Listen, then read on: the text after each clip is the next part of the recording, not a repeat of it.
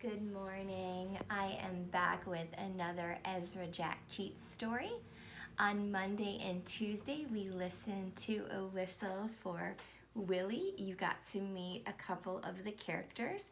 You'll find that in Ezra Jack Keats' books, he uses the same characters, and the same characters are growing up in a community, and it's supposed to be reflective of New York, where Ezra Jack Keats grew up, New York City, actually in Brooklyn. Ezra Jack Keats, just another fact, Ezra Jack Keats was not originally from Brooklyn, New York.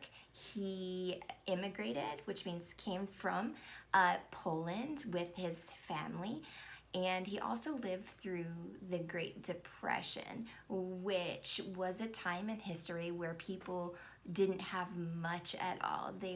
They struggled a lot, even just to put food on their tables for their families. It was a really hard time for Ezra growing up as a child and even as a young adult. But the interesting thing about Ezra Jack Keats, and I'm hoping you can make a connection with another author that we've studied, is that he was gifted in painting and drawing, and he knew that he wanted to paint and draw. I'm going to give you a second right now to think about that other author who we studied, who knew as a kindergartner that he was going to be an author someday because he loved drawing. So think about it. Who was it? If you said Eric Carle, you are right. Eric Carle knew at a really young age that he wanted to be an author and an illustrator, and his kindergarten teacher told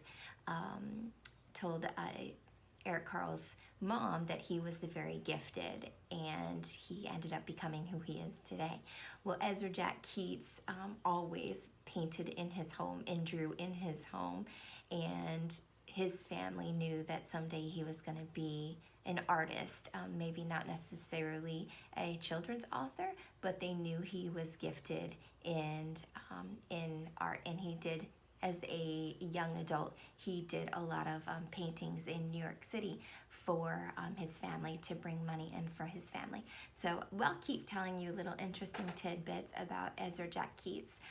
So I kind of mentioned in all of these books, you will see the same characters. All of his books are based on the same characters. So far, we have only met Peter and Willie, but in a couple days, we're going to be seeing some other characters and repeatedly seeing them through the story. So today's story is Peter's Chair. Peter's Chair. I mentioned before that the book reflects growing up in a time where families didn't have a lot. And you can see, as I mentioned, you'll see these broken fence kind of worn down. If you've ever been to New York City, parts of New York City are very broken down and very old like this. But it just helps Ezra Jack Keats to reflect the time period, not only the time period, but how the families grew up. And you're going to see in this story something that Peter loves having to be reused. And when families don't have a lot, they may reuse things. I know when I was a little girl, I had a younger sister, and I had to give things to her that I either didn't use or didn't fit me anymore. And some of you may experience that yourself. It's always good to reuse. We always reuse and try not to be wasteful. So you're going to see that happening in this story.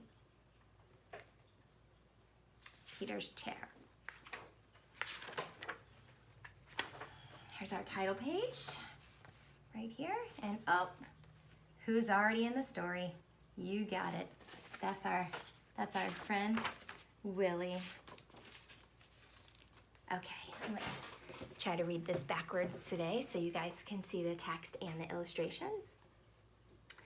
Peter stretched as high as he could. There, his tall building was finished. Have you ever built a tall building like that? Oh, I'm wondering what the text is going to say. Let's see. Crash, down it came. Shh, called his mother. "You'll have to play more quietly. Remember, we have a new baby in the house." Oh, I bet you know who the new baby is. Peter looked into his sister Susie's room. His mother was fussing around the cradle.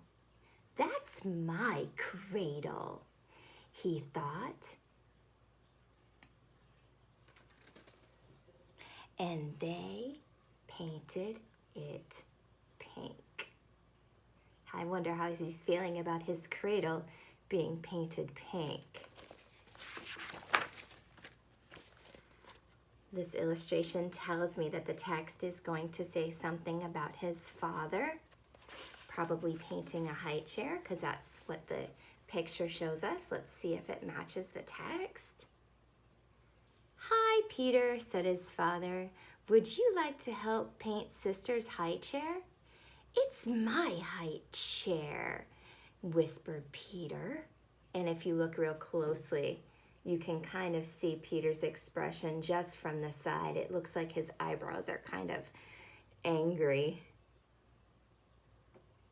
So he's seeing all of his things turning pink.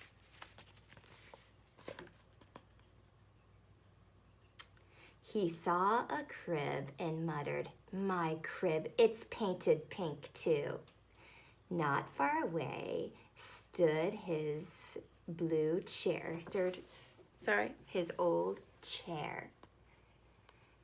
They didn't paint that yet," Peter shouted. So I wonder what Peter's gonna do with his old chair.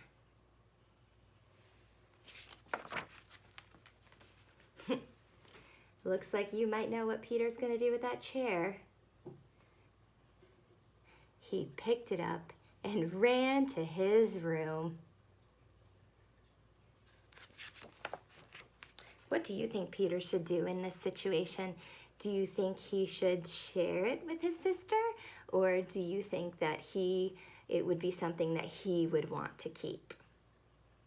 "Let's run away, Willie," he said. Peter filled a shopping bag with cookies and dog biscuits. "We'll take my blue chair and I'm going backwards again. Take my blue chair, my toy crocodile, and the picture of me when I was a baby." Willie got his bone.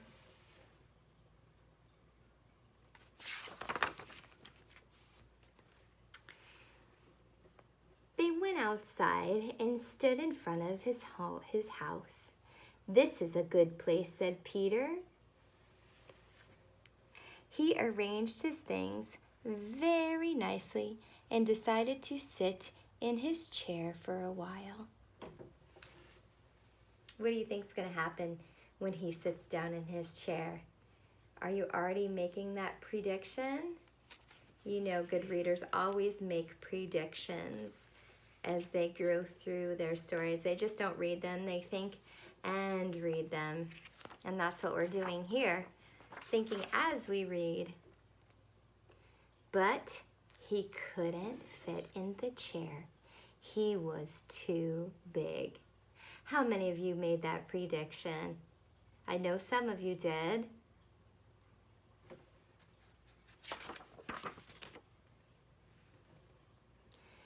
His mother came to the window and cried, "Won't you come back to us, Peter dear?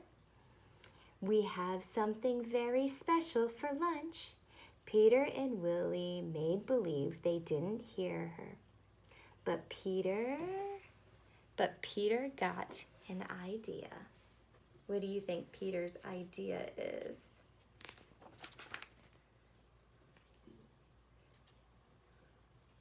What do you think there? Soon his mother saw signs that Peter was home. "That rascal is hiding behind the curtains," she said happily. Do you think he's behind the curtain?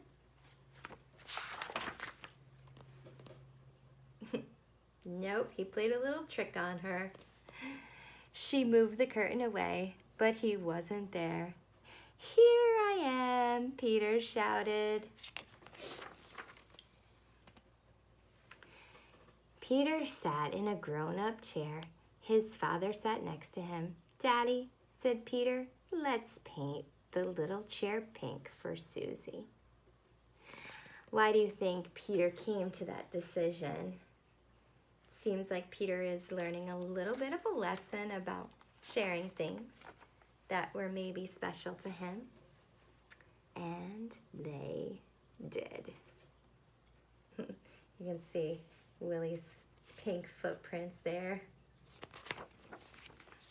And I hope you liked that story. I think Peter definitely learned a lesson about sharing and about how sometimes when we don't use things anymore, it's okay to either give them to somebody else or have our family use them again.